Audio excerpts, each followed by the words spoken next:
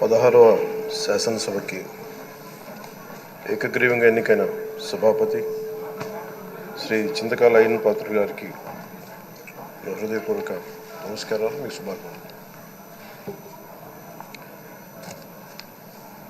ఇది నేను మొదటిసారి అసెంబ్లీలోకి అడుగు పెట్టడం. ఇలాంటి సుదీర్ఘ రాజకీయ అనుభవం ఉన్న దాదాపు 7 సార్లు ఎమ్మెల్యేగాను, ఒకసారి పార్లమెంట్లో అడుగుపెట్టిన మీకు, Panchayati Raj, technical education, forest, R&B అనేక మంత్రిత్వ శాఖల్ని సమర్థవంతంగా నిర్వహించిన మీకు ఈ సభాధ్యక్షుడు, ఈ స్పీకర్ స్థానంలో కూర్చోవడం నాకు చాలా ఆనందంగా ఉంది. ఇన్ని దశాబ్దాలు ప్రజలు రాజకీయ జీవనంలో ప్రజలు మీ వాడి వేడి చూశారు. మీకు కోపం వస్తే ఋషికొండను చెక్కినట్టు ప్రత్యర్థులకి పదునైన ఉత్తరాంధ్ర యాసలో గుండు కొట్టేస్తారు. ఒకటే బాధేస్తా ఉంది సార్, ఇకపైన మీకు తిట్టే అవకాశం లేకపోవడం. కానీ ఇక మీద సభలో ఎవరు తిడుతున్నా దాన్ని ఆఫ్ చేసే బాధ్యత మీ చేతిలోనే ఉంది. మీరే మైక్ ఆఫ్ చేయాలి. అంటే మా చిన్నప్పుడు నేను చూసేవాడు, ఒకసారి అల్లరి చేసే అబ్బాయిని క్లాస్ లీడర్ చేసేవాడు చిన్నప్పుడు మా స్కూల్లో.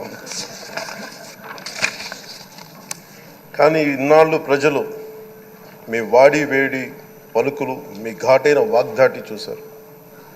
ఈ రోజు నుంచి రాష్ట్ర ప్రజలు మీ హుందాతనం చూస్తారు. డిబేట్స్ వెనకాల దాక్కుని సంస్కారహీనమైన భాషల్ని, భావాలని రకరకాల మాధ్యాల్లో విరజిమ్ముతూ ఉంటారు. దాని నియంత్రణ మీ ఆధ్వర్యంలో ఇక్కడి నుంచే మొదలవ్వాలి. ఇందాక సభానాయకులు, గౌరవ ముఖ్యమంత్రి శ్రీ చంద్రబాబు నాయుడు గారు చెప్తారు, ఆడబిడ్డలు ఏ విధంగా నలిగిపోయారు ఈ రాష్ట్రంలో గత 5 సంవత్సరాల్లో. చిన్న లేదు, పెద్ద లేదు, ఎవరని లేదు.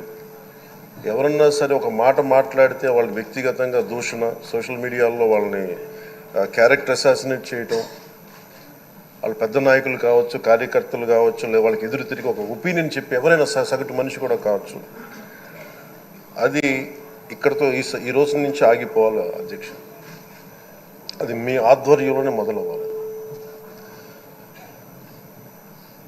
గత ప్రభుత్వం తాలూకు సభ జరిగిన విధానం చూస్తే ఈ వ్యక్తిగత దూషణ ఇవన్నీ చాలా ఇబ్బంది పెట్టే ప్రజలు. ఈ రోజున వాళ్ళకి 11 సీట్లకు పరిమితం అయ్యారు, ఈరోజు లేరు, ధైర్యం లేదు వాళ్ళకి. విజయాన్ని తీసుకోగలిగారు కానీ ఓటమి కూడా ధైర్యంగా కూర్చుకునే వాళ్ళకి స్థాయి లేదు, వాళ్ళకి పారిపోయారు ఇక్కడి నుంచి. భావంలో ఉండే తీవ్రత భాషలో ఉండాల్సిన అవసరం లేదు. భాష మనుషుల్ని కలపడానికి కానీ విడగొట్టడానికి కాదు. భాష విద్వేషం రేపడానికి కాదు, పరిష్కరించడానికి. ఎంత జటిలమైన సమస్య అయినా, భయంకర సమస్య అయినా చర్చల ద్వారా పరిష్కరించుకోవడానికి కానీ వివాదం సృష్టించడానికి కాదు. ఈ సభ ఉన్నది అందుకు. కానీ మనం చూసింది వాళ్ళ దగ్గర నుంచి బూతులతోటి, వ్యక్తిగత దోషులతోటి రాష్ట్ర పురోభివృద్ధిని ఆపేశారు. అలాంటి సభ కాకుండా ఇందాక మన పెద్దలు శ్రీ గౌరవ ముఖ్యమంత్రి చంద్రబాబు గారు చెప్పినట్టుగా ఇది భవిష్యత్తుకి ఇది ఒక ప్రమాణం అవ్వాలి. 2047 వరకు ఇంత అద్భుతమైన స్థానంలో మనకి ఆంధ్రప్రదేశ్ తెలుగు జాతి ఉన్నత స్థాయికి వెళ్ళాలంటే ఈరోజు మనం వేసే ప్రతి అడుగు అది భవిష్యత్ తరాలకు ఒక నిర్దేశక, ఒక టచ్ స్టోన్గా ఉండిపోవాలి, గిట్ రాయిగా ఉండిపోవాలి. ఈ రోజున ఈ సభలో ఉన్న గౌరవ సభ్యులందరూ చట్టాలు చేయడానికి ఉన్నారు, చట్టాలు ఉల్లంఘించడానికి కాదు. విభేదించడం అంటే ద్వేషించడం కాదు, వాదించడం అంటే కొట్టుకోవడం కాదు. ఇవన్నీ విభేదించడం, వాదించడం ఇవన్నీ ప్రజాస్వామ్యానికి చాలా మౌలికమైన పునాదులు. ఆంధ్రప్రదేశ్ ఆవిర్భావం జరిగి అసలు భాషా ప్రయుక్త రాష్ట్రాల ఆవిర్భావమే మన ఆంధ్ర రాజ్యంతో మొదలైంది. అమరజీవి పొట్టి శ్రీరాములు గారి బలిదానం మీద మన రాష్ట్రం పుట్టింది. 56 రోజులు తిండి తిప్పలు తినకుండా నరకం అనుభవిస్తూ ఆయన బలైపోయారు.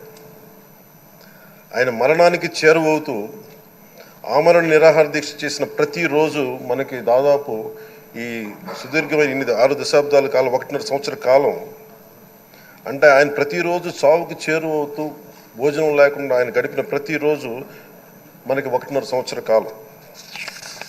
అలాంటి నేపథ్యంలో అలాంటి మహోన్నతుడు శ్రీ పొట్టి శ్రీరాములు గారి త్యాగాన్ని కనుక మనం ఈ సభలో ప్రజా సంక్షేమం కోసం మాత్రమే చర్చలు జరగాలి, వాదోపవాదాలు హద్దులు దాటకుండా ఉండాలి, వ్యక్తిగత దూషణకి తావివ్వకుండా ఉండాలి. అలా కాకుండా గత ప్రభుత్వంలాగే ఈ సభని తిట్లకి బూతులకి కొట్లాటికి వాడితే ప్రతి నిమిషం పొట్టి శ్రీరాములు గారి బలిదానాన్ని అవమానం చేసినట్టే. ఒక గొప్పవాడు, ఒక మహానుభావుడు బతికినప్పుడు మాత్రమే కాదు, చనిపోయిన తర్వాత కూడా కొన్ని తరాలు ఉపయోగపడతారని నిరూపిస్తారు.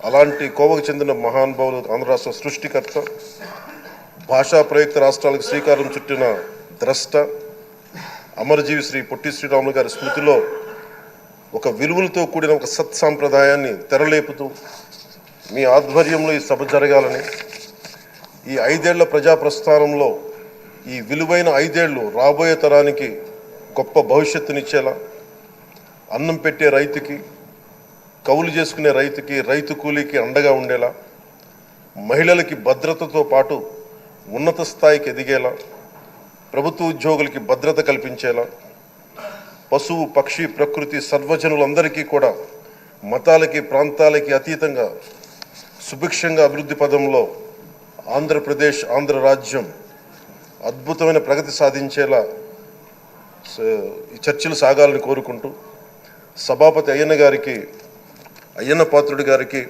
మీ ఆధ్వర్యంలో ఈ సభ ఒక సరికొత్త సాంప్రదాయానికి, సత్సాంప్రదాయానికి ఇది తెరతీయాలని కోరుకుంటూ మీకు మరోమారు శుభాభినందనలు తెలియజేసుకుంటాను.